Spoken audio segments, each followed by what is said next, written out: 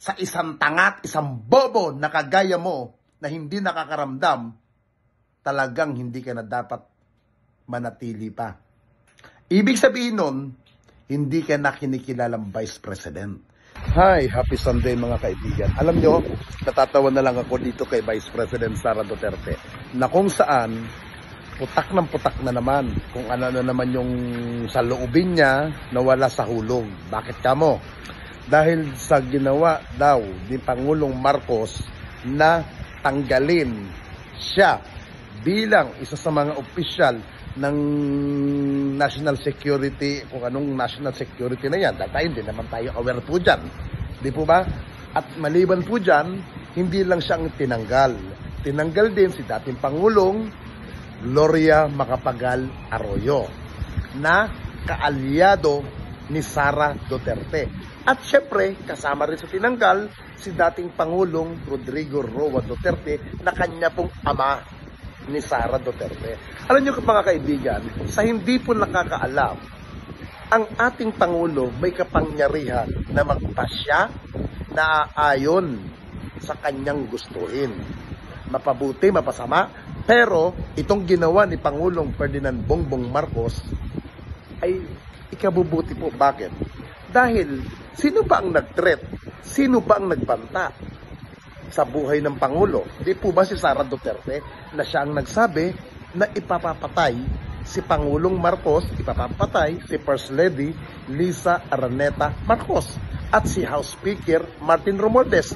Now, kung ang kasama mo sa council o sa grupo may pagbabanta sa iyo para agawan ka ng kapangyarihan at siya ay gusto mo po bilang kapalit mo, hindi ka ba maglalabas ng order na tinatanggal mo lang mga taong magiging sagabal sa buhay mo, na nagtatangka sa buhay mo para ilagay sa panganib? Now, ano kinapuputak ni Sara Duterte? Siya ang gumawa ng dahilan kung bakit siya tinanggal ni Pangulong Marcos. Now, tine-question niya. Bakit? May nagawa na ba siya sa kanyang tanggapan bilang Vice President? Ano yung, hindi pa yung nagmamayabang niya? Yung pag-iikot niya, pagbibigay niya ng ayuda, pagbibigay niya na kung ano-anong kaik-ikan. Sapol-sapol naman, pamilya niyong bumakbak kay Pangulong Marcos. Hindi ka na dapat talaga kabilang dyan. Kung may delikadesa ka, mag-resign ka na rin bilang Vice President ng bansang Pilipinas. Please submit within 24 hours an explanation in writing with legal basis bakit hindi na member ang Vice President sa National Security Council or bakit hindi ako nakakatanggap ng invitation ng meeting, whichever is applicable. Muli na naman nagangaw-ngaw ang mga Duterte at Didisyet sa panibagong eksena kung saan ibinaba ni President Bongbong Marcos ang Executive Order 81, kung saan inalis na bilang miyembro ng National Security Council ang Vice President na si Sara Duterte at ang mga past o former President ng Pilipinas. Ang nasabing Executive Order ay nagbibigay diin ng kapangyarihan sa Pangulo upang magtalaga ng mga additional advisor sa NSC na mula sa mga organization or private citizens. Discretion, pribilehiyo at karapatan ng Pangulo kung sino man ang nais niyang iposisyon sa mahalaga at delikadong trabaho na ito. National security ang pinag-uusapan dito. Depensa ng bansa, peace and order at higit sa lahat, ng confidential intelligence ay mapag-uusapan sa mga meeting ng nasabing konseho. Kaya nararapat lamang na italaga o ilagay ng Pangulo ang mga pinagkakatiwalaan niyang tao sa council na ito.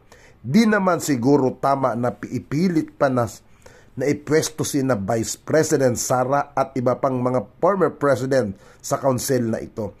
Lalo't alam naman natin kung gaano kakastiguhin, siraan at awayin ng mga Duterte ang Pangulo. Nandyan din ang dating Pangulong Gloria Macapagal Arroyo na alam naman natin na kaalyansa ng mga Duterte. Tama lang na unahin ng pangalagaan ng Pangulo kung ano ang nasa loob bago natin masabi na tayo ay tunay at malaya at protektado mula sa mga puwersa na isakupin, pabagsakin at harasin ang ating bansa.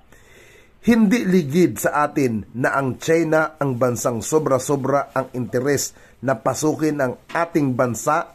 Hindi ba't sobra-sobra ang pabor sa mga Duterte ng China? Alam naman natin na kung sila ay naliling sa kung ano-anong drama ng China, gaya ng Pogo at maanumalyang sindikato, hindi ba't tikom din ang bibig ng mga Duterte pagdating sa isyu ng West Philippine Sea? Alam natin na kaya tayo ibinenta ng mga Duterte sa mga Chino, kaya maging mapanuri tayo lahat. Lalo na't nalalapit na ang midterm election, usisain at kilatisin natin mabuti ang mga ihahalal natin na mga senador. Karamihan sa mga nangunguna ngayon sa survey ay mga kaalyado ng mga Duterte.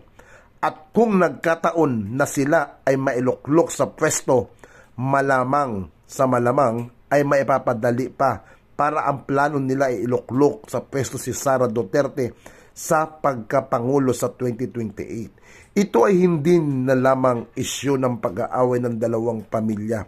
Higit sa lahat, na nakataya dito ay kung ano-ano ang tatahakin landas ng ating bansa. Kung tayo ba ay mapagpapasakop sa China o tayo ay lalaban para sa soberenya at karapatan ng ating bansa. Hindi na din ito tungkol sa pagalingan ng mga tao at ng mga namumuno, kundi sa kung sino ang mas papaniwalaan mong dimulihuya.